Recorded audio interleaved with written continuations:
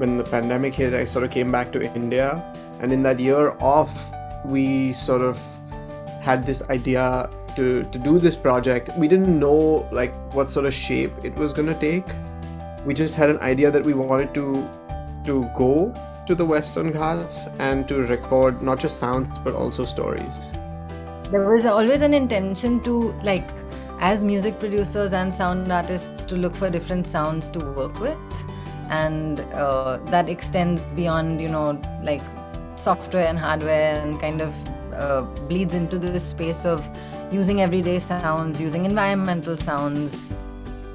We really, going into the Western Ghats, didn't have a concept or a structure for the project. All we thought we'd do is record circadian rhythms. You sort of take on projects with a fixed goal, but it was like very open-ended, and we sort of riffed off this feeling in the pandemic of, if there's ever a time to do something like drive through South India and record stories and record sounds and just see what happens, now is the time to do that.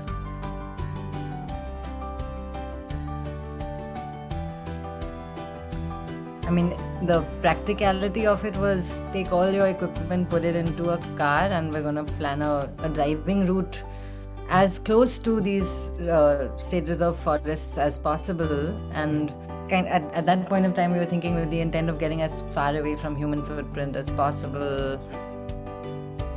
So I'd just like to make a small distinction here in the two different sort of types of recordings that are made, and they like to be called, or I like to call them, attended and unattended.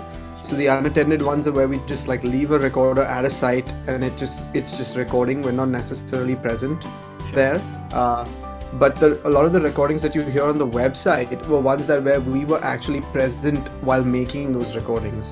So those are sort of attended recordings, and they're serving different purposes, Mm-hmm. One is sort of listening into place. We're clearly there. We're kind of sharing our listening from that moment in those recordings. But the unattended recordings, we're not actually there.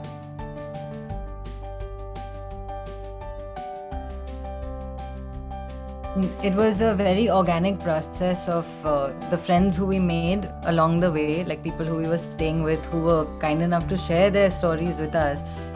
And we started realizing that there was value in recording them as interviews and not just sitting around a fire and listening to these stories.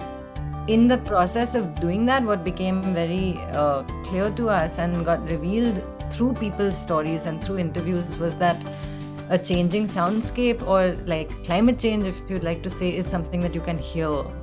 Aside from all of the things that we learned from just being in those environments, talking to people who work and live in the Western Ghats, we were slowly getting switched on to the fact that, or rather we were moved by this idea that people were talking to us about sounds that either were disappearing or new sounds that have not existed in those areas that are newly present there.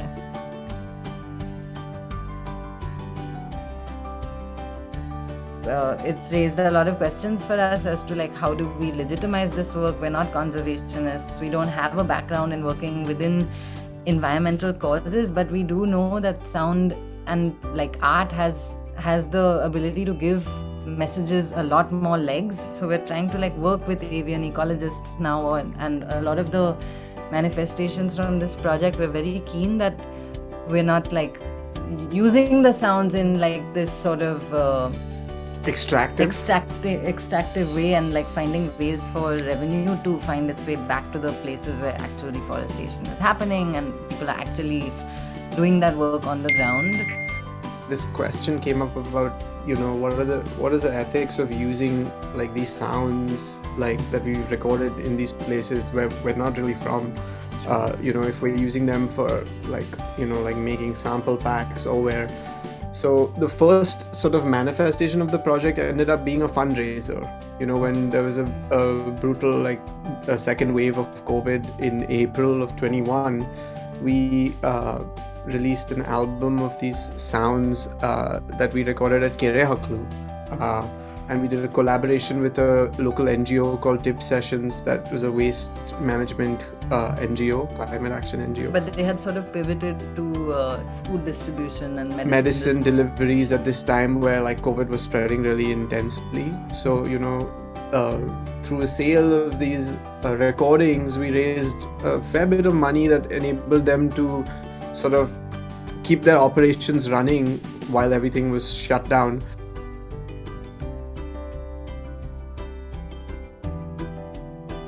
I would like to switch on people's listening, you know, like it doesn't matter what it is, you know, sort of like urban listening environment or like rural or wild. If it does the thing of switching on someone's listening, making you more interested in the sort of constant flux of sound that we're always immersed in, because, you know, our brains have a really powerful ability to just filter out all sorts of sounds. There's inherent value to listening, and that sort of spreads beyond just sounds and, you know, into listening to other people. You know, it has wider implications. So the main takeaway is like it's really to listen.